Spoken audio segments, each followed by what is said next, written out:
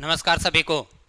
आज अपने जो प्रतिदिन की आरपीएससी और अधीनस्थ बोर्ड के जो शानदार प्रश्नों की जो क्लास रेगुलर चलती आ रही है, उसमें आज का अपना नया टॉपिक सरल ब्याज। सरल ब्याज एक ऐसा टॉपिक जो कि किसी भी राजस्थान गवर्नमेंट की बात करें या सेंट्रल गवर्नमेंट की बात करें, एक सबसे महत्वपूर्ण टॉपिक बना रहता है, क्योंकि दोनों ही ब्याजों पर एक क्वेश्चन किसी न एग्जाम को आप उठा के देख सकते हैं। प्रत्येक एग्जाम के अंदर आपको ये क्वेश्चन देखने को मिलेगा ही मिलेगा। तो सरल ब्याज एक अच्छा टॉपिक अपने पास में, एक व्यवहारिक टॉपिक कह सकते हैं, क्योंकि सरल ब्याज एक ऐसा टॉपिक है जो प्रत्येक परिवार प्रत्येक व्यक्ति से भी जुड़ा हुआ रहता है। इसलिए ब्याज पे बना टॉपिक आपको अपने कॉम्पिटिटिव एग्जाम के साथ साथ अपने व्यवहारिक रूप में आने वाली चीज़ों के लिए भी इसे तैयार रखना चाहिए और आपको इसकी अच्छी जानकारी होनी चाहिए। बिना किसी देरी के अपनी शुरुआत करते हैं आज के पहले प्रश्न के लिए। और केवल वही चीज़ें जो हमने स्कूल स्तर पे सीखी थी, उन्हीं को ही बेसिक कॉन्सेप्ट, उसी को ही शॉर्ट ट्रिक्स को बनाकर हम आगे लेके चलेंगे। और आज का अपना पहला क्वेश्चन कुछ इस प्रकार से, क्वेश्चन नंबर फर्स्ट जो कि अपने पास में वन रक्षक जो अभी 2022 का हुआ एग्जाम, वहां से क्वेश्चन लिया अपनों ने। एक अच्छा प्रश्न है देखने को अगर हम बात करें तो, लेकिन यदि ऐसे प्रश्न में अगर आप अपने थोड़ी सी व्यवहारिकता को रखते हैं तो किसी प्रकार गणितीय फॉर्मूले की आवश्यकता है नहीं आपको। तो किस प्रकार से व्यवहारिकता की बात करें देखिएगा थोड़ा सा अपने पास में, कि ए ने बी को 5,000 रुपये 2 वर्ष के लिए और 3,000 रुपये सी को 4 वर्ष के लिए साधारण ब्याज पर समान ब्याज दर पर उधार दिए और उन दोनों से कुल मिलाकर 2,200 रुपये ब्याज के रूप में प्राप्त किए। प्रति वर्ष ब्याज की दर क्या है ये हमें ज्ञात करनी है। तो अगर इस क्वेश्चन को फॉर्मूले बेस लेके चलना है तो उस पर भी हम बात करेंगे, लेकिन फिलहाल बिना किसी फॉर्मूले के, बिना किसी रफ वर्क के करना है तो कैसे देखिएगा। साधारण ब्याज क्या है? साधारण ब्याज प्रत्येक वर्ष जो दर अपने को उपलब्ध करवाई जाती है मूलधन पर, वो समान ब्याज लेता है। यदि किसी धन पर पहले साल का ब्याज 500 रुपये है तो वो दूसरे साल का भी 500 लेगा, तीसरे साल का भी 500 और चौथे साल का भी 500 लेगा। और वो प्रत्येक ब्याज हर बार अपने मूलधन के ऊपर लेता है। जैसे शानदार टॉपिक आप पढ़ेंगे कि एक व्यक्ति 2,000 रुपये 4 साल के लिए इन्वेस्ट करता है तो कुल मिलाकर उसके राशि हो जाते हैं 2 का गुणा 4 से करते हैं 8,000 रुपये। सेम यहाँ पर बात कीजिएगा। देखिए बिना रफ वर्क के करना आसान रहेगा इसे, लेकिन फिर भी चलो समझाने के लिए लिख देते हैं।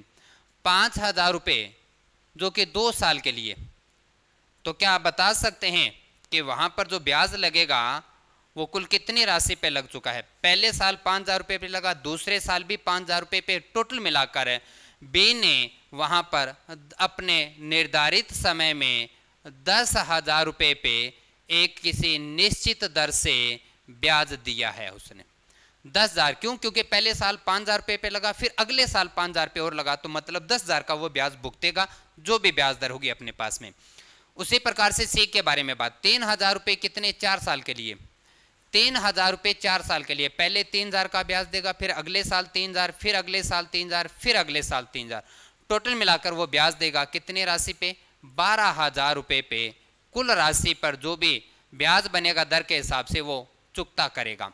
और अच्छी बात यह है कि दोनों ही ब्याज दर एक समान देंगे और दोनों ने ब्याज के रूप में कुल मिलाकर 2,200 रुपये हमें दिए हैं और हमें दर ज्ञात करनी है। तो बड़ा आसान सी बात है। देखो बी ने दिए 10,000 का ब्याज, सी ने दिया 12,000 का ब्याज, टोटल मिलाकर राशि कितनी होगी? दोनों के मिलाएं तो अपने पास में हो चुकी है 22,000 रुपये। मतलब वो दोनों भाई 22,000 रुपये पर ब्याज भुगत चुके हैं। वो कितना रुपये? 2,200 रुपये। अब मुझे बताइए, अपने प्रतिशत चैप्टर की अगर हम बात करें, ब्याज है 2,200 और धन है 22,000, तो उसका कितना प्रतिशत है? तो आप कहेंगे कि जी हमने ब्याज कितना दिया, कि ब्याज दिया जी 2,200 रुपये। कितने पे दिया है? 22,000 पे दिया है, और इंटू क्या लगाना है? 100। तो बस जीरो काटने जैसा काम बचा है, बाकी कुछ रहा नहीं। आपने सीधा सीधा कहा कि वो ब्याज दर है वहाँ पर उपलब्ध करवाई गई, या जो लगेगी वो कितना? ऑप्शन नंबर डी, 10% ब्याज लगेगा। यदि आप ऐसा नहीं करेंगे तो मैं थोड़ा सा रेफर करके छोड़ूंगा, पूरा नहीं करेंगे उसे, क्योंकि ये बेटर रहेगा ऑप्शन में। अगर आप ऐसा नहीं करेंगे तो फिर गणितीय फॉर्मूलों पे आ जाओ। बी ने 5,000 रुपये 2 साल के लिए किसी एक निश्चित दर पर, तो सरल ब्याज प्राप्त करने का फॉर्मूला क्या होता है? मूलधन इंटू दर, समय और इंटू दर और आया 100। ये बी ने ब्याज दिया है। फिर इसी प्रकार से सी का पता करो, वो कितना है? 3,000 रुपये का 4 साल का आर दर है और यहाँ पर भी 100। तो कुल मिलाकर जो ब्याज मिला है वो कितना मिला है? 2,200 रुपये। और यहाँ से आप आर की वैल्यू प्राप्त करेंगे, लेकिन आएगा तो वही जो आपने अभी बताया। इसलिए जैसे मैंने कहा कि सरल ब्याज को हमेशा गणित का एक टॉपिक समझ के मत पढ़िए, ये समझिए क्योंकि सरल ब्याज आपको आना चाहिए। यदि किसी एक जिम्मेदारियों के साथ जब आप खड़े होंगे तो अगर बहुत सारा पैसा आपके पास में आ जाता है तो आप ब्याज पर देते हैं, और अगर किसी मजबूरीवश पैसा की आवश्यकता पड़ती है तो आप ब्याज पर लेते हैं। उस समय हमें यह पता होना चाहिए कि किस प्रकार की राशि, कितनी दर और कितना ब्याज हमें भुगतना पड़ता है, और कौन सा ब्याज अपने लिए अच्छा रहता है और कौन सा नहीं। तो ये एक व्यवहारिक टॉपिक है, इसलिए उसी प्रकार से पढ़ेंगे जैसा हम जानते हैं या जैसा हमें यूज करना चाहिए, ना कि हर बार गणित या फॉर्मूले लेके आना है। क्वेश्चन नंबर फर्स्ट, उम्मीद है कि आपको पहला फॉर्मेट सही लगा होगा और उसी के अकॉर्डिंग किया है आपने भी। चलिए सेकंड क्वेश्चन, जब दो अलग अलग समय के मिश्र धन आपको उपलब्ध करवा दिए जाते हैं तो वहां से सामान्यतः दो बातें पूछी जाती है, या तो आपसे दर पूछा जाता है या आपसे मूलधन पूछा जाता है। और दिए गए प्रश्न में आपसे पूछा गया है कि मूल राशि क्या है, मतलब मूलधन प्राप्त करना है। तो ज्यादा कभी कुछ विशेष नहीं करना, आपको जो मिश्र धन दिया वो लिखो। पहले मिश्र धन कितना दिया, कह जी 3 साल में धन हो जाता है 1344। हो जाना मतलब मिश्र धन की बात हो रही है, 3 साल में 1344 हो जाता है। उसी प्रकार से आगे आप 7 साल में हो जाता है, कितना हो जाता है जी, 1536 हो जाता है, 1536 हो जाता है। 3 साल में 1344 हो जाता है और 7 साल में 1536 हो जाता है। मूल राशि क्या है, प्राप्त करना है। तो ऐसे प्रश्नों में आप देखिए, समय का अंतर बराबर मिश्र धन का अंतर करते हैं तो आप एक निश्चित समय का ब्याज प्राप्त करते हैं। समय का अंतर कितना है, जब दो अलग अलग समय के मिश्र धन दिए गए हो, और आपने देखा कि समय का अंतर कितना है, 4 साल। क्योंकि 4 साल में आपकी राशि 1344 से 1536 हो गया। भाई बड़ी है, क्यों बड़ी है, क्योंकि ब्याज लगा है। और ब्याज कितना लगा ये पता करने के लिए देखो, 6 4 2 अपने पास में, 13 4 9 अपने पास में, और यहां से 14 ये 192 रुपये। मतलब आपने 4 साल, समय का अंतर 4 साल, मिश्र धन का अंतर 192। तो यहां से क्या प्राप्त होगा, यहां से हमें उतने समय का ब्याज प्राप्त हो जाता है। तो 4 साल का ब्याज प्राप्त कर लिया, तो क्या आप साधारण ब्याज 1 साल का प्राप्त कर सकते हैं, क्योंकि आप अच्छे से जानते हैं कि सरल ब्याज प्रत्येक वर्ष एक समान राशि अपने से ब्याज के रूप में लेता है।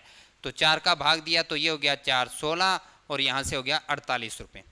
तो 48 रुपये 1 साल का ब्याज है।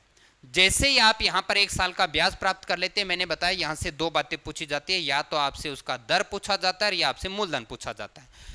जब आपने ये पता कर लिया कि 1 साल का ब्याज 48 रुपये है, तो आप अपने इस ब्याज को किसी भी एक शर्त के साथ लेके आ जाओ, किसी भी एक शर्त को जो अच्छा लगता है।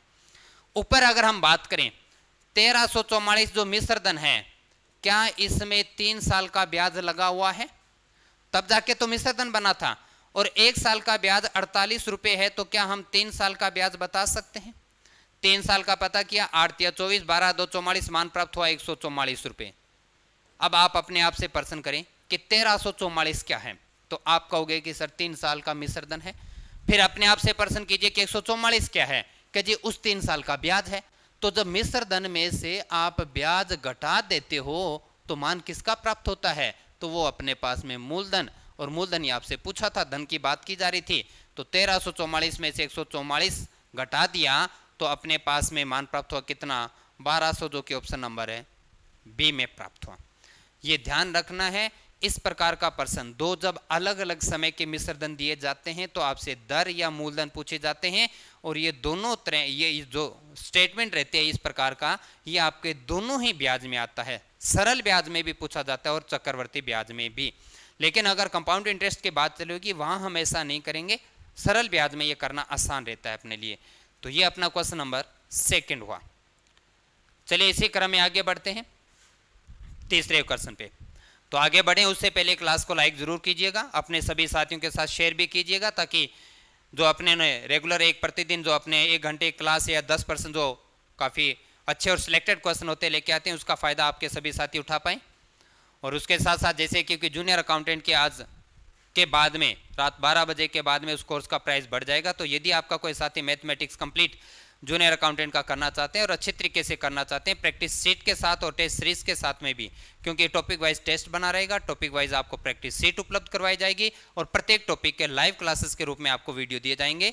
जो लाइव हो जाएंगे वो रिकॉर्ड रूप में आपके पास में बने रहेंगे तब तक, जब तक कि या तो आपका एग्जाम या 1 ईयर कंप्लीट नहीं हो जाता। तो आइए अपने क्वेश्चन नंबर 3 पर, यदि एक निश्चित राशि पर 6.25 वर्ष में साधारण ब्याज अपने मूलधन का 3/8 हो जाता है तो वार्षिक ब्याज दर क्या है। बड़ा आसान सा क्वेश्चन है। जब भी आपके पास में कभी एक फ्रैक्शन कभी एक भिन्न दे दिया जाती है तो वो सामान्यतः आपके दो राशियों को कंपेयर करता है, तुलना करता है। आपको एक बार में समझ में आए तो ठीक, 2 बार पढ़ो 3 बार पढ़ो, पर अपने आप से ये क्वेश्चन जरूर करना है कि अगर हम अनुपात की बात करें तो यहाँ 3 किसका अनुपात है और 8 किसका है। अगर वैल्यू दिखाई नहीं दे रही तो मैं थोड़ा सा बड़ा कर देता हूँ इस क्वेश्चन को। तो यहाँ से अपने आप से क्वेश्चन करना है कि 3 क्या है और 8 क्या है। तो यहाँ देखिएगा, ब्याज अपने मूलधन का 3/8 हो जाता है। इसका मतलब यहाँ पर हमें उपलब्ध करवाया गया है क्या, ब्याज। तो ब्याज का मान, तो ऊपर का मान, मैं ब्याज जो है वो 3 है तो मूलधन कितना होगा 8। ब्याज है 3 रुपये, मूलधन है 8 रुपये, और इसके साथ साथ देखो समय हमें उपलब्ध करवा रखा है 6.25 वर्ष। सरल भिन्न में लाओगे 6 चौके 24 और 25/4, समय आपके पास में है 25/4।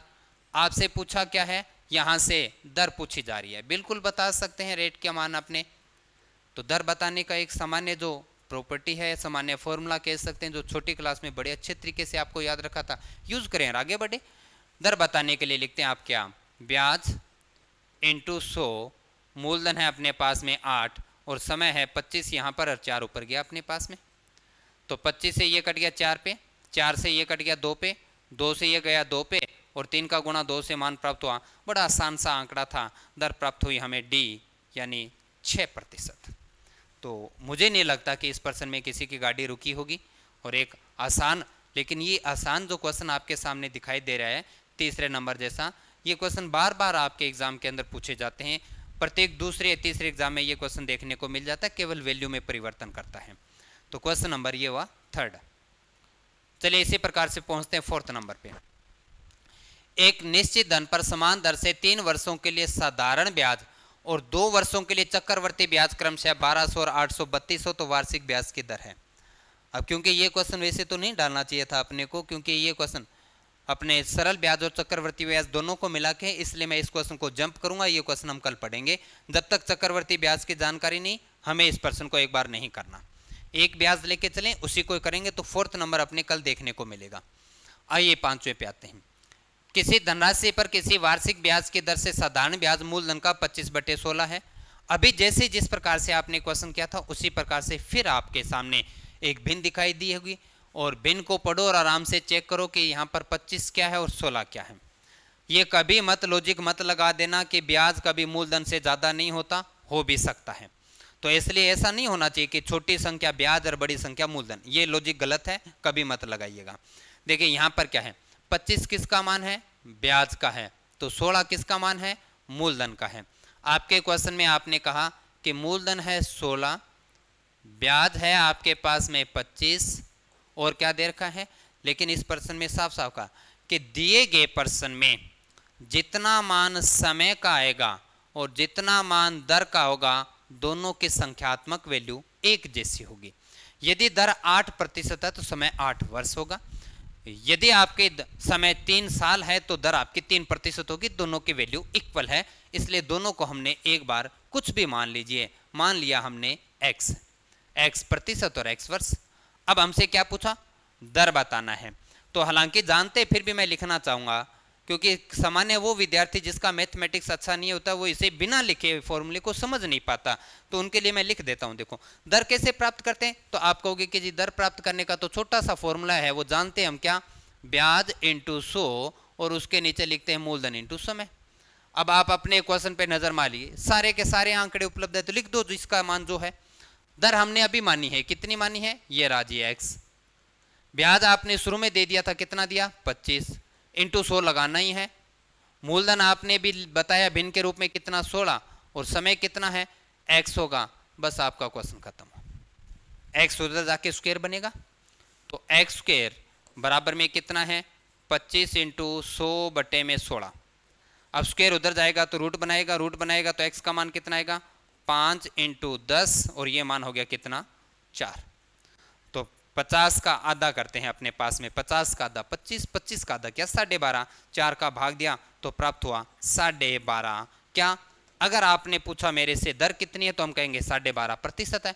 अगर आपने कहा कि समय कितना है तो हम कहेंगे 12.5 वर्ष है। तो हमारा ऑप्शन नंबर ए करो टिक और बढ़ो आगे। आपका क्वेश्चन नंबर 5 हुआ। तो शायद ये भी आपको अच्छे से क्लियर होगा। वीडियो प्री का जो अपने पास में जो क्वेश्चन था ये। चलिए इसी प्रकार से पटवार पे आ जाते हैं अपने। तो पटवारी एग्जाम में क्या कहा गया था क्वेश्चन नंबर 6 के साथ कि साधारण ब्याज पर एक निश्चित धनराशि 20 वर्ष में इसकी 3 गुना हो जाती है। किसकी भाई? मूलधन की। अगर आपने किसी को 100 रुपये दिए तो वो 300 हो गए, 5 रुपये दिए तो वो 15 हो गए, 1000 दिए तो 3000 हो गए, क्योंकि वो 3 गुना कह रहे हैं। इसी साधारण ब्याज की दर से यह कितने वर्ष में दुगना हो जाता है? तो कोई इतना बड़ा खतरनाक क्वेश्चन नहीं है। वैसे तो आप ये कहते हैं कि जो n गुना होता है उसमें से -1 करो और आप प्राप्त कर सकते हैं वैल्यू, लेकिन हम बिल्कुल शुरुआती प्राथमिक स्तर तक की बात करेंगे जिसे प्रत्येक विद्यार्थी समझ जाता है। देखो, जब आपने कहा कि धन 3 गुना हो जाता है, धन 3 गुना हो जाता है, तो गुणा के बाद तो मान लिया मैंने मूलधन 1 है, धन 3 गुना हो जाता है, इसका मतलब वो किसका मान है? मिश्र धन का। तो मिश्र धन कितना हो गया? 3। बताओ क्या ब्याज का मान पता चला? तो आप कहोगे बिल्कुल चला जी, ब्याज है गया 2।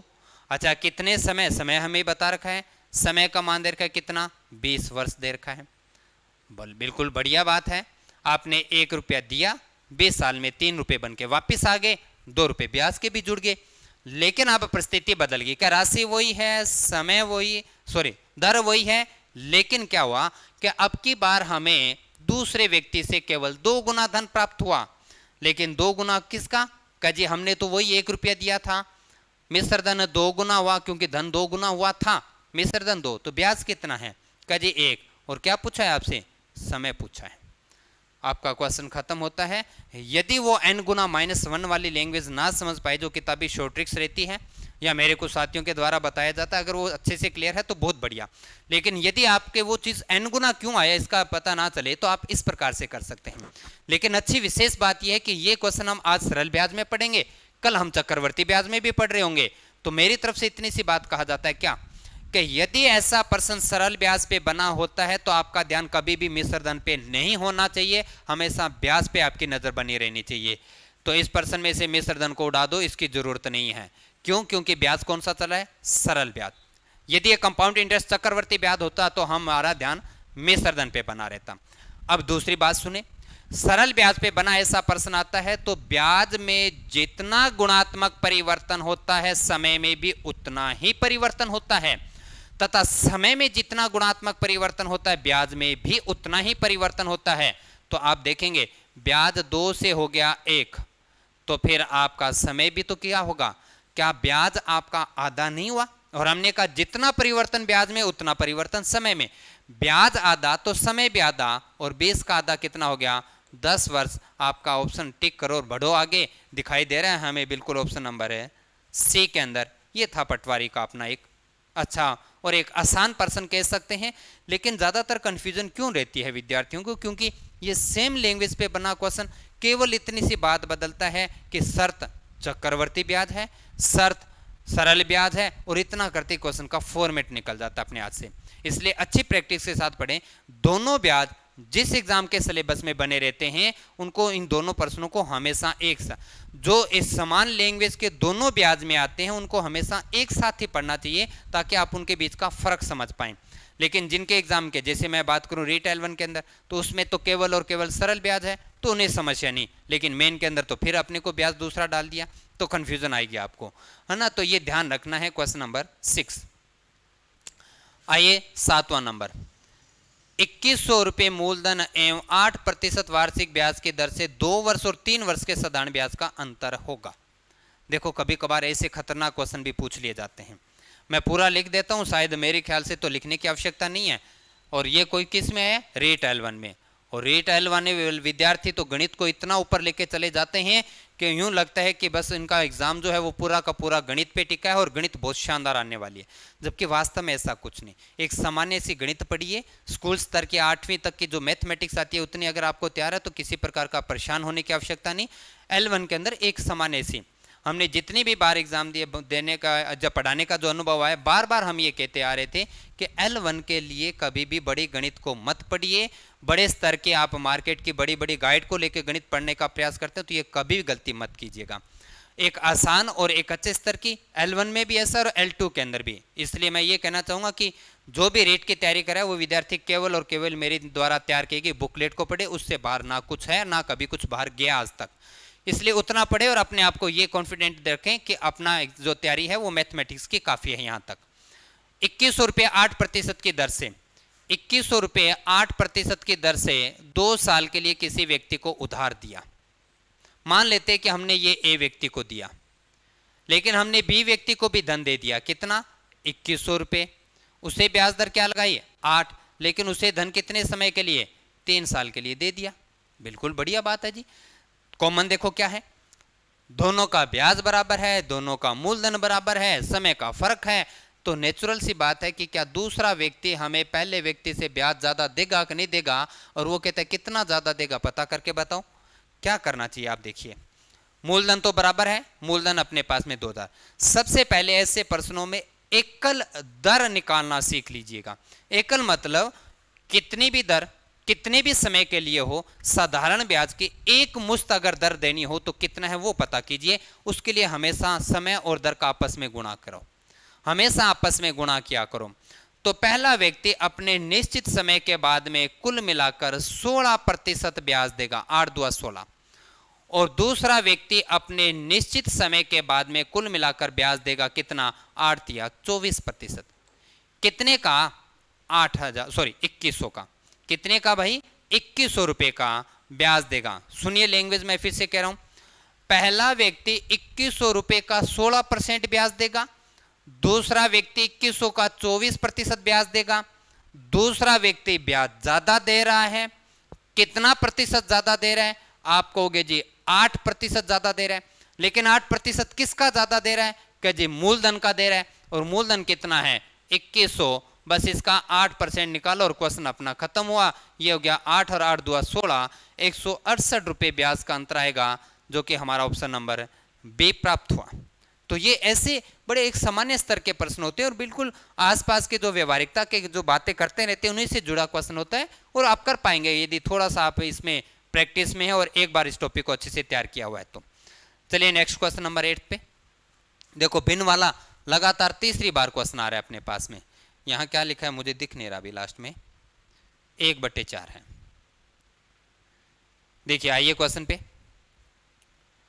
क्या कोई धन, देखो भिन्न वाला तीसरा प्रश्न रीट L2 मैथ साइंस के अंदर आया था अपने पास। इससे पहले आपने पटवारी में देखा, इससे पहले आपने वन रक्षक में देखा, यानी एक ही प्रश्न 2022 में 3 अलग अलग एग्जाम में दिखाई दिया।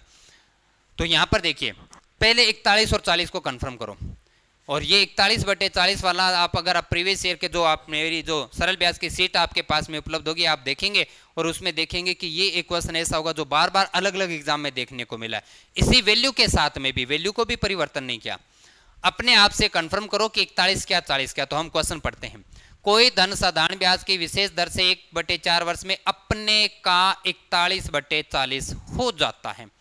अपने का, अपना वर्ड होता है मूलधन के लिए, तो मूलधन का मान कितना दे रखा है? 40। दिए गए क्वेश्चन में मूलधन है 40, हो जाता है तो किसके लिए होता है? मिश्र धन। वो कितना हो गया? 41। तो फिर ब्याज भी पता चल गया आपको, 40 रुपए दिए, 41 हो गए, तो ब्याज बना कितना? क्या जी 1 बना। और फिर आप 1/4 क्या है? वो समय दे रखा है, समय का मान 1/4 है। एक बार फिर से आप ऐसे प्रश्न में क्या बताने जा रहे हैं? दर, और दर का वो जो खतरनाक सा फॉर्मूला आप अच्छे से जानते हैं। दर बराबर में क्या होता है? क्या जी ब्याज इंटू 100 बटे में मूलधन लिख देते हैं, समय लिखते हैं, समय का देखो 1 नीचे और 4 ऊपर गया, तो 4 से 4 कट गया, 0 से 0 कट गया। कितना आसान प्रश्न, कैलकुलेशन तक भी नहीं करनी। ये अपने रेट, चाहे आप L1 की बात करो या मैथ साइंस की, आंकड़ों में कभी भी रोकने का ना प्रयास किया है टीचर ग्रेड के इन दोनों एग्जाम के अंदर, ना कभी करेंगे। इसलिए आप केवल उन प्रॉपर्टी को, आप प्रश्नों को समझना सीख लीजिए। आंकड़े ऐसे खतरनाक कभी नहीं देता कि आप गुणा भाग कर ना पाए या अपने आंसर तक ना आ पाए। तो क्वेश्चन नंबर 8 का अपने पास ऑप्शन नंबर बी प्राप्त हुआ। चलिए इसी प्रकार से 9 नंबर, 600 रुपए का 4 वर्ष का साधारण ब्याज और 600 का 2 वर्ष का साधारण ब्याज मिलाकर कुल 180 रुपए हो जाता, तो ब्याज की दर क्या है? रीट L2 का मैथ साइंस का ये 2022 में, और आपको याददाश्त में तो मैंने पहला प्रश्न ही उठाया था जो वन रक्षक का था, जो कि 2022 में ही आया था। एक ही क्वेश्चन, और ज्यादा सरल ब्याज में अलग लाने को कुछ नहीं है। जो जैसे मैं कह रहा हूं कि आपके सामने जो सीट उपलब्ध करवाई जाती है मेरे द्वारा, केवल और केवल उसकी प्रैक्टिस कर लीजिए, उसके अलावा नहीं कुछ पढ़ना है। जब आपका सिलेक्शन हो जाता है, गवर्नमेंट जॉब आपके हाथ में आ जाती है, फिर हम अपने गणित को और अपने आप को एक विद्वान बनाने के लिए प्रयास करेंगे और अपने को सीखना चाहिए। लेकिन फिलहाल उतना सा जितना आपका टारगेट आपको कंप्लीट हो जाए उतनी गणित ही पढ़ा करो। ज़्यादा खतरनाक और ज़्यादा बड़े लेवल पर गणित को मत लेके जाइए, खासतौर से तब जब अगर मैं बात करूं कि राजस्थान गवर्नमेंट आरपीएससी और अधीनस्थ बोर्ड की बात करें। इतना बड़ा खतरनाक काम नहीं आता गणित के अंदर। एक बार फिर से आपका वही क्वेश्चन रिपीट हुआ, 600 रुपये 4 साल के लिए, तो मतलब क्या है? पहले साल 600 का ब्याज दिया, दूसरे साल 600 का दिया, तीसरे साल 600 का, चौथे साल भी 600 का, कुल मिलाकर कितने रुपए का ब्याज दे दिया? तो आप कहोगे कि जी पहला व्यक्ति है वो 2400 रुपए का ब्याज देगा, कुल मिलाकर 2400 रुपए पे ब्याज देगा। और दूसरा व्यक्ति 600 रुपए 2 साल के लिए, तो ये 6 दुआ 1200 रुपए का ब्याज देगा। और दोनों भाइयों ने ब्याज के रूप में हमें उपलब्ध करवाया कितना? 180 रुपए। तो आप मुझे बताइए वो जो 180 रुपए ब्याज लगा है वो कुल कितनी राशि पे लगा है? और कुल कितनी राशि है तो आप देखेंगे 12 और 24 हो गया, 3600 रुपए का जो ब्याज है वो है 180 रुपए। और जब आपको 3600 रुपए का कितना प्रतिशत 180 है ये पूछा जाता है, तो जिसका प्रतिशत निकालना है ऊपर लिखते हैं, जिससे कंपेयर करते हैं नीचे लिखते हैं, और इंटू आप 100 लगाते हैं। 2 जीरो से 2 जीरो गई, 36 से पूरा पूरा कट गया, कितने पे भाई? 5। और यह आपका प्राप्त हुआ C 5% अपने पास में। ये अपना सेकंड लास्ट क्वेश्चन। चलते हैं अपने इसी प्रकार से लास्ट क्वेश्चन पे। लास्ट अपने पास में जो कि पटवारी से उठाया अपनों ने प्रश्न, ज़्यादा बड़ा विशेष नहीं है, लेकिन आंकड़े कुछ इस प्रकार से थे कि पेपर के दौरान विद्यार्थी है इस प्रश्न को लेके कंफ्यूज हुआ था, वो अपने वैल्यू को नहीं निकाल पाया था क्योंकि वैल्यू पूरी पूरी कट में नहीं रही थी, इसलिए सन्निकट यानी नज़दीक आपको मान लेके जाना चाहिए था। तो इस प्रश्न में देखिए क्या है, 9534 मूलधन है, जो कि हो जाता है कितना? 11442। तो मूलधन दे रखा है 11442 आपका मिश्र धन है। तो पहले पता करो कि जी ब्याज कितना है। पहले ये तो पता करें कि ब्याज कितना है। ब्याज बताने के लिए आप क्या करोगे? मिश्र धन में से मूलधन घटाएंगे, तो यहाँ से 12 से 4 गया 8 आया अपने पास में, फिर 3 में से 3 गया 0 आया अपने पास में, फिर 14 में से 5 गया तो 9 आया, और फिर 10 में से 9 गया तो 1। 1908 रुपये ब्याज का दिया। कितने पे दिया है? आप कह रहे हो कि जी 9534 रुपये पे हमने ब्याज दिया। क्या दे रखा और कितनी दर से दिया? तो वो भी आप बता रहे हो कि जी दर 4% है। हमसे क्या पूछा गया है? हमारा समय पूछा गया है। और इतनी कोई ऐसी बात नहीं कि आप समय निकालना नहीं जानते। क्या जानते हैं आप समय के बारे में? कि जी समय प्राप्त करने के लिए हमें ब्याज का गुणा 100 से करना चाहिए। तो ये कर दिया जी, ब्याज का गुणा 100 से। अब क्या करना चाहिए? क्या जी हमें भाग देना चाहिए, किसका? मूलधन और दर का। तो मूलधन है 9534 और दर है अपने पास में 4। और क्योंकि इसे हल करोगे तो 5 पॉइंट समथिंग वैल्यू आएगी अपने पास में। और क्योंकि मैंने कहा सन्निकट नज़दीक मान जाएगा, तो आपको ऑप्शन नंबर बी यानी 5 ईयर टिक करके आगे बढ़ना चाहिए था। लेकिन पेपर के दौरान विद्यार्थी इस प्रश्न से जंप करके आगे निकलना पड़ा, क्योंकि वो इस वैल्यू को काट के एक पूरी वैल्यू प्राप्त नहीं कर पा रहा था, और उसे लगा कि ये क्वेश्चन कहीं बोनस में चला जाएगा या गलत होगा, जबकि ऐसा कुछ नहीं हुआ। हमें नज़दीक का मान देना था, ऑप्शन नंबर बी 5 वर्ष। ये थी अपनी आज की एक अपना नया टॉपिक आगे का, जो सरल ब्याज इसे कंप्लीट किया। क्योंकि अपने जो यूट्यूब पर लाइव क्लासेस होती है तो वो मंडे टू फ्राइडे बनी रहती है, तो अगली क्लास अपने को सोमवार को मिलेगी। इन बीच के 2 दिनों में यदि आपने पीछे की कोई क्लास मिस किया तो उसे चेक कीजिएगा, उसे पढ़िएगा, अच्छी प्रैक्टिस आपकी हो जाएगी इन क्लासेस के साथ में। सोमवार को अपने मिलते हैं नए टॉपिक, इसके तुरंत आगे का चक्रवर्ती ब्याज। यदि आपको क्लासरूम में करवाने के बाद में, यदि यहाँ करवाने के बाद में भी किसी प्रकार का डाउट बना रहता है, जो क्वेश्चन आपके समझ से बाहर हो जाता है, तो आप तुरंत अपने एमर्स का टेलीग्राम को ज्वाइन कीजिएगा। वहाँ अपने डाउट डिस्कस कर सकते हैं मेरे से। मैं जैसे समय मिलता है, मैं नहीं तो आपके बहुत सारे साथी जो मैथमेटिक्स का एक अच्छा अनुभव रखते हैं, आपके डाउट को क्लियर करेंगे। तो आज इतना ही, मिलते हैं कल एक नई क्लास के साथ। शुभ रात्रि, धन्यवाद जी।